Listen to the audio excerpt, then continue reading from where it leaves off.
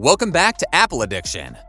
iPhone 11 was launched in 2019, which means it's 2 years older than now. But if you want to buy it in 2021, will it be worth it? Let us have an overview of some features to check if we can still buy this phone in 2021.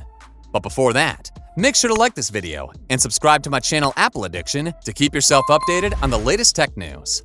Also, don't forget to press the bell icon to get all the video right before anyone. iPhone 11 was a total game changer with its design, camera, and features. Let's see if its features are still worthy. Software updates. The 2015 iPhone 6s is currently the oldest supported iPhone that will get the next operating system, iOS 15, when the general release lands sometime in the fall. Based on that and some quick mental math, we can deduce that Apple plans to provide iPhone support for up to 6 years from launch. As a result, with the iPhone 11, unveiled in 2019, you can rest comfortably knowing that you can expect updates through 2025. iPhone 11 is currently running iOS 14.4. The same software is currently on the iPhone 12 series lineup and my 5-year-old iPhone SE. That's the best part of iOS, years and years of software updates. The biggest reason why most people upgrade their Android smartphones is the lack of software updates, which averages from 1 to 2 years. Most iPhone users upgrade their smartphones just because they get bored of them. iOS has come a long way after the iPhone 4S, and it has changed for good. The second best feature of iOS is the optimization of both apps and batteries. Apps like Instagram and Twitter work flawlessly on iOS 14, and they are very well integrated into the hardware as well. Display quality. The biggest area where the iPhone 11 shows its age is the quality of its display. It's the same 6.1-inch size found on iPhone 12, but instead of using a more vibrant OLED panel, the iPhone 11 is stuck using LED. It also has a lower resolution compared to more recent iPhone models, doesn't have HDR support, and has slightly larger bezels around the edge of the screen. This is probably the weakest aspect of the iPhone 11. The display isn't necessarily bad, but there is a noticeable quality difference compared to its younger siblings. Where the iPhone 11 doesn't disappoint, however, is its performance. Although the A13 Bionic is no longer the best piece of silicon in Apple's lineup, it continues to be more than capable enough for virtually all apps and games on the App Store. Outside of its lack of 5G connectivity, the A13 is still a performance beast 2 years later.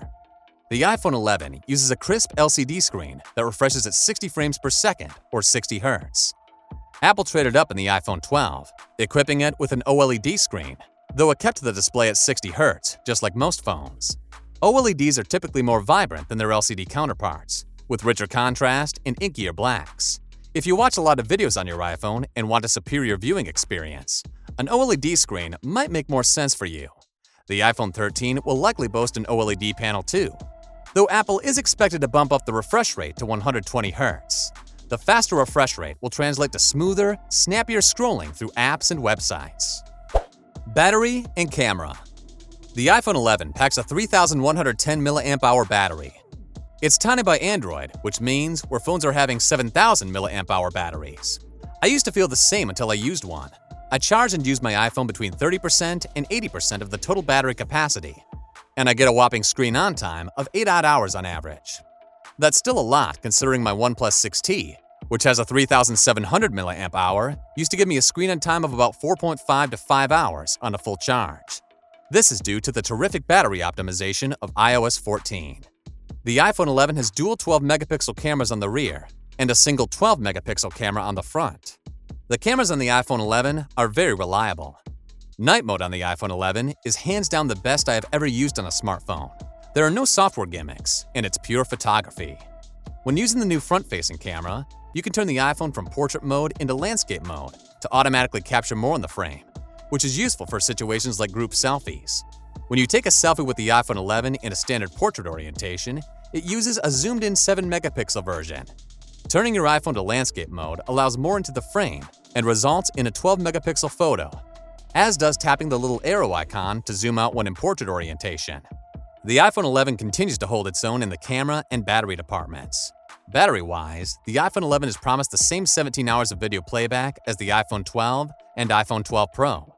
That translates to excellent endurance throughout daily use, even if someone is playing a lot of games or streaming hours of YouTube.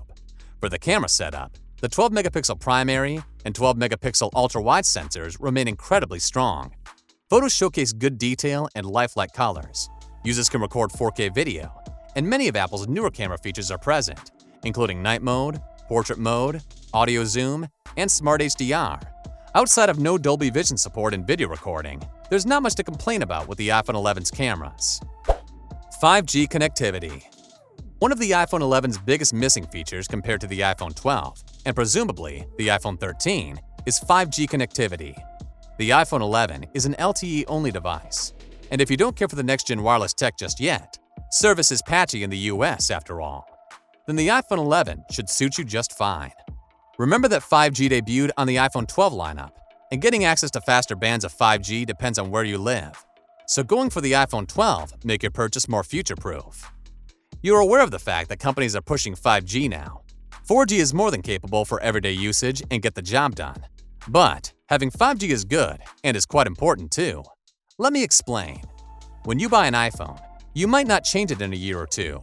Mostly, the phone stays in your hand for 3 to 5 years. As time goes by, 5G would be ubiquitous, at least in most cities and towns. So, it is good to have a phone equipped with 5G than feeling sorry later. Pricing. In the case of the iPhone, this is an extremely relevant question. Apple regularly sells some of its older iPhone models at lower prices after a new generation comes out. And even when Apple discontinues an iPhone, it's still very easy to purchase a renewed or refurbished version from third-party sellers. Some older iPhones are well worth buying, but others should be ignored. Unlike some older iPhones, such as the iPhone 8, the iPhone 11 is still sold through Apple and other outlets. Buying directly through Apple, a 64GB iPhone 11 is $599, the 128GB model is $649, and stepping up to 256GB raises the price to $749. There are also plenty of deals to be found with carriers and third-party retailers, not to mention renewed models which sell for around $529. In short, the iPhone 11 is still worth it. It has many of the same features as newer iPhones, is guaranteed to receive multiple more years of software updates, and is a pretty strong deal overall. It might be worth waiting for Apple to announce the iPhone 13 in September to see if the price comes down again. But even at $599, there's an argument to be made for the iPhone 11 in 2021. Design. Like the iPhone XR, the iPhone 11 features a Precision Machine 7000 series aluminum frame that wraps around an all-glass enclosure. With its 6.1-inch display, the iPhone 11 is between the 5.8-inch iPhone 11 Pro and 6.5-inch iPhone 11 Pro Max in size. The iPhone 11 has an edge-to-edge display with slim bezels and no home button, adopting a notch at the top for the true-depth camera system. Because it uses an LCD instead of an OLED display, the iPhone 11 has slightly thicker bezels than the iPhone 11 Pro models.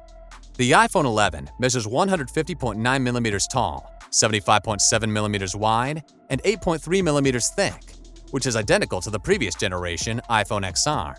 It weighs in at 6.84 ounces, also identical to the XR.